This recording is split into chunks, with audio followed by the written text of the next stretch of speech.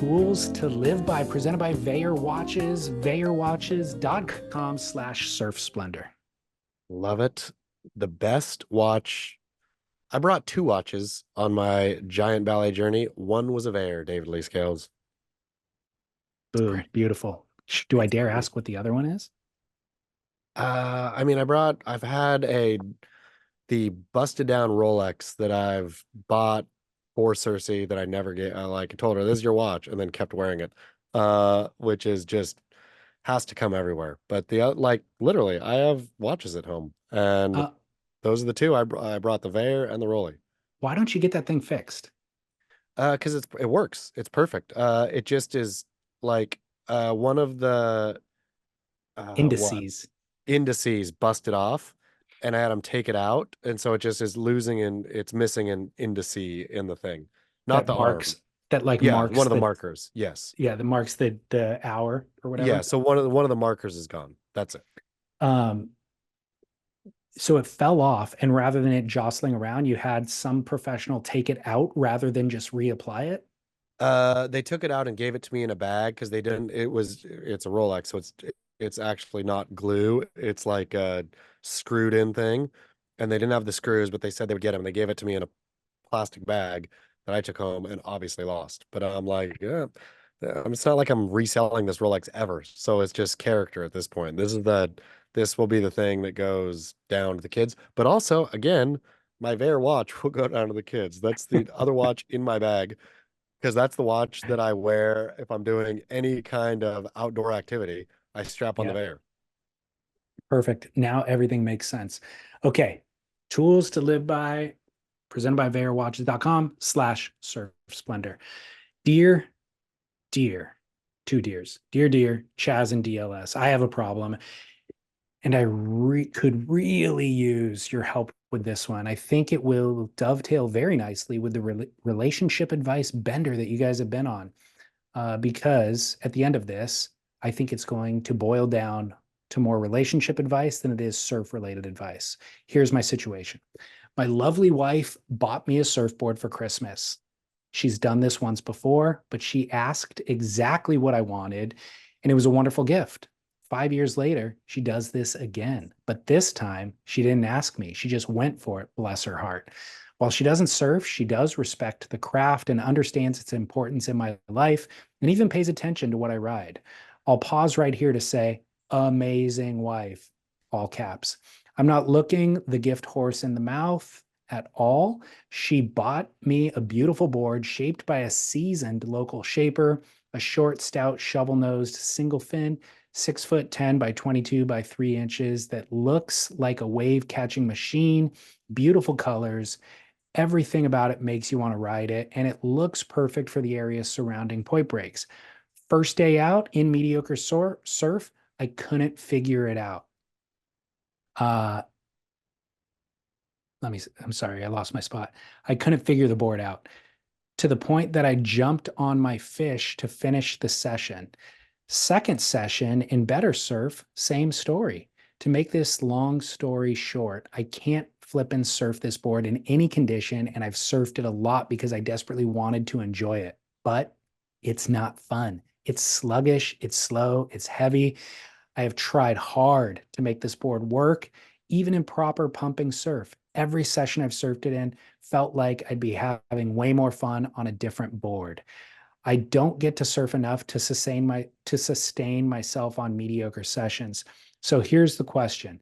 Do I let the board collect dust? My wife will undoubtedly ask why I'm not surfing it, and there's no way to lie about it. Or do I tell her do I tell her I love it and I just can't, but I just suck and can't figure it out? I've never sold a board in my life, but this is an option to but there is an option to bring this one back and get something that I know will work. So should I be honest with her and tell her it's a wonderful gift, but I'd like to ride something else that I can enjoy more? Or should I be totally a doormat and just keep it, trying to make myself and the dang thing work and be perpetually dissatisfied? Thanks, fellas. Keep up the good work. Happy Father's Day to you both. MG. MG brought a heater. laid out an absolute minefield for us, David Lee Scales. But guess what I wear when I'm not wearing a Rolex? A Vair watch. And guess what I've got? A tool to live by for him. I too have a sort of love interest. His name just so happens to be Britt Merrick. And Britt Merritt gifted me not so long ago a CI Pro. I paddled that CI Pro out once and just was like on a stinking mid, right? And so when you get back on a high performance shortboard, like where's the foam? You know, you're like sitting looking at like a weird V out in front of you, and you're going over the handlebars, you're blowing it.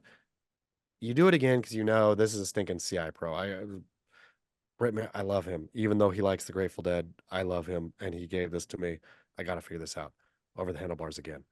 Couple more times, like exactly like dear listener, I need to surf. Got back on the mid. Uh, at some point, I can't remember what happened. I had like a long layoff of surf. When I came back on, I said, you know, I'm gonna ride that stinking CI mid. That's the only board I ride now. I absolutely love in any condition, in the worst, in the best. I am on a CI mid. I am like out there, screw you and all your fat, weird shapes. I'm on a CI mid. So, to our dear listener, you tell your wife, I love this gift, and this gift is in the quiver for certain days. I am sorry, I have transitioned. I am a high performance shortboarder now. Get a stinking high performance shortboard because that's who you are. And just go high performance shortboard. That'll be like, this just isn't a high performance shortboard. It'd be cool if, I mean, I don't want it to be. I love it for what it is, and I will surf it again at some point. But for now, I am high performance shortboarding. Wait, you zigged when I thought you were going to zag. I thought that whole beginning preamble was about you will come around to the board. If you keep No, riding it, you will come around to the board. But I you he- weren't. You were setting up that he needs to be riding a pointy thruster. I hear him saying that he's given this board a good try, Yes, right? he did. Which Yeah. is so I know, again, I don't know who this shaper is, all this stuff. I don't know that this shaper is a maestro. I know that Britt Merrick is, and that he's right and I'm wrong. So if this was Britt Merrick who shaped this thing, then I would say you're wrong. You like die figuring this thing out. If it is a master shaper who made this board and this is like what you want to ride, this is the whatever, then die figuring it out. But if it's not that, if it's anything less than that, ditch it and go high performance thruster. Okay. Well, I have different advice for him then. What do you got? I'm going the opposite route. I think um, he's already said he never sells surfboards. Don't sell it. I am a diamond-handed surfboard hoarder. I don't want to sell boards, and I have sold a few in the past, and inevitably down the road, sometimes it's 1 year, sometimes it's 10 years, but down the road, I think I come back to that style of board and I'm like, man, I wish I had You that can't board sell that I it. got rid of. We Right. agree there. You Okay. never, and we should say like do not and nothing against the surfboard broker or any of these, like I'm sure great marketplaces for stinking Ron for board porn probably sells boards like it's going out of style, right? Should go stinking kick Ron's ass. I'm close. I'm close enough to take the E train or whatever he's on to go give him what for. But do not, I think you and I both agreed you do not sell a board. Right. So you will come back. There's a potential in the future that this board will, your surfing will change, your body type will change, and this board might actually suit you down the road. The board might And suck though. What if it sucks? What if it's a suck ass board? What if it's like a rando shaper who made some rando shape that he said he surfed it in pumping surf? I know, I know. I just feel like he said it's a seasoned shaper. So I guess my advice is all based on the idea that this board serves a purpose for somebody in a certain type of wave. And he's tried it in a variety of waves, but maybe he hasn't become that somebody yet. And in the future, like I said, your surfing style changes. the type of surfing that you're trying to do certainly changes, and his body will certainly change over the course But of his life. And that could be the perfect board. And I would hate to have a situation where he took it back to the shaper. The shaper's like, all right, yeah, I'll sell this as a used board and I'll make you what you want. And then 8 years down the road, he comes around to wanting that exact board. And his wife was insightful enough, had the foresight to get that board for him before he even knew he needed it. so you and I are on the exact same page, though, is that at this moment in his life, he needs to be on a high performance thruster. He can tell that to his wife of, I'm sorry, like I just need to be riding high performance thrusters right now. Uh, this board is for later. I'm saving it for later, but I'm in a high performance thruster period. Well, I think the more core part of this question that you and I haven't even addressed yet is your wife gives you something that isn't exactly what you wanted. Is there any scenario where it's okay to, you know, tell her that first of all, or regift it, or get the version of it that you do want? And I think the answer to all of that is no. Like, Absolutely not. you just Absolutely not. you wear the thing, you do the thing, you keep the thing, You and you pretend you like the thing. Like you man pretend up, you like it. That's what you do. man up and do it. Don't like who cares about your damn feelings? Like you thinking that, but I don't really like it. Who cares? Like toughen up and go act like you like it. Act like you like it for the rest of your life. I mean, the people who are like kind of radical honesty in relationships, that is not a marriage is not built on radical honesty. Yes, it's built on trust and not cheating on each other. That's basically where the radical honesty ends. Outside of that, it is okay, a gamble of, as okay, well, kind of whatever. It's all in flux. Outside of not straight cheating, it's all flux. So there's Gifts. that little portion of radical honesty. The vast 80% of it is the influx thing. But then on the other side, on the total opposite of the radical honesty, is fake it till you make it. And that's where this advice lies. You just smile and tell her, and guess what? Your surfing is going to regress. You are going to be a worse surfer because you're riding your wife's gift, but you'll be a happier husband and a happier home life. The real problem, this runs right into, though, having your wife or partner dress you, which we've obviously said absolutely not.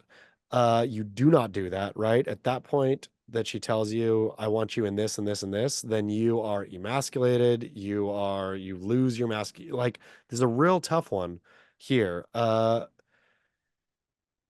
stuck, but we're not stuck because we have veyorwatches.com/surf, which or slash, what is the promo code here? Surf Splendor. Here's Where the you get problem is they used to give us a promo code.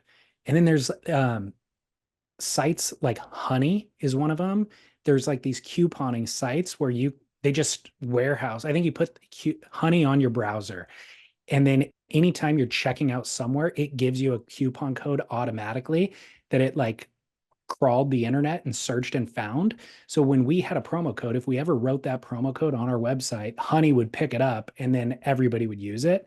So now they can't give us a promo code anymore. You have to go through a landing page. Okay, so we go through /surfsplendor, veyorwatches.com/surfsplendor, where you save 15% on one of the finest things you will own. Again, talking about She should have got him a Veyor watch is what she should have done. exactly should have talk about like getting gifted stuff that you don't really use. You and I both have been given lots of surf things through our life.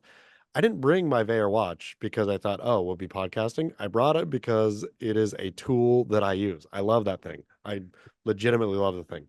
Uh, it is a tool. It is a watch for a specific time and thing that I'm doing. But again, as it relates to this dude, you do have to maintain your masculinity. And if you're out there smiling and sucking at surfing, so let's punt.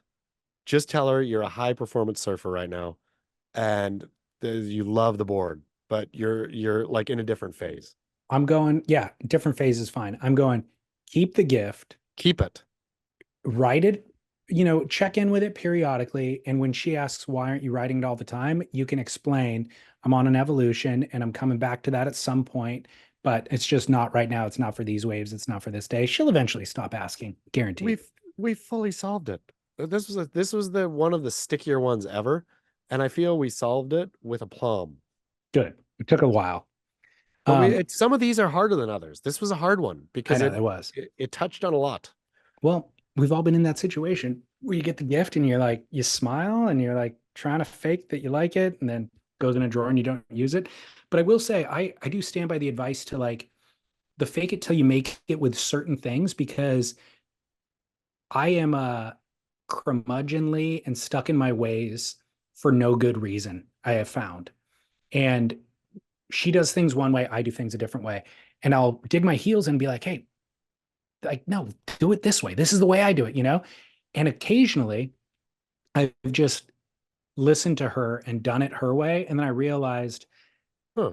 I don't know why I was even doing it my way in the first place. I don't even know why I felt so strongly about doing it that way in the first place. And 99% of the things in my life I've realized are that way. Like I came up with some reason for thinking the way I thought or doing the thing the way I did it. And it wasn't necessarily better or right. It was just the way I was doing it. And so learning how to relinquish some of that, I think, is good and healthy for everybody. And you need somebody in your life who you trust enough to, you know, tell you to shut up or to do those things occasionally. For sure. Give it an effort. If it sticks, hey, it might stick. If it doesn't, like the attention span for the partner is not long enough for watching to see if it's stuck or not, right? Exactly. If you give an effort and think, okay, this is not for me, by the time you put it down, they won't be paying attention anymore. Exactly.